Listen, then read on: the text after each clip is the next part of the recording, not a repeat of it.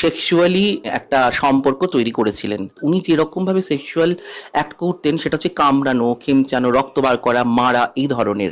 সন্দীপ ঘোষ যখন বহরমপুরে ছিলেন তখন উনি ফেসবুক থেকে ট্রান্সজেন্ডারদেরকে খুঁজে বার করে তাদের সঙ্গে চ্যাট করে ফোন নাম্বার নিয়ে তাদের সঙ্গে সেক্সুয়ালি একটা সম্পর্ক তৈরি করেছিলেন এবং সেই সম্পর্কটা ছিল হচ্ছে অত্যন্ত বেদনাদায়ক, কষ্টদায়ক। অর্থাৎ উনি যেরকম ভাবে সেক্সুয়াল অ্যাক্ট করতেন সেটা হচ্ছে কামড়ানো, খেমচানো, রক্ত বার করা, মারা এই ধরনের।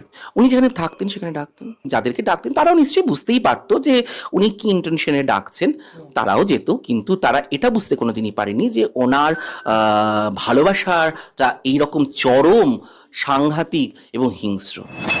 ঘটনার পরই কিন্তু আমি এটা চেষ্টা করেছিলাম যে বিভিন্ন জায়গায় জানানো, কারণ হচ্ছে এই স্টাইল অফ অফেন্সটা ওনার মস্তিষ্ক প্রসূত হতে পারে, কারণ উনি ওই রকম ভাবে অভ্যস্ত ছিলেন। সঞ্জয় বলে যে সিভিক ভলেন্টিয়ার ধরা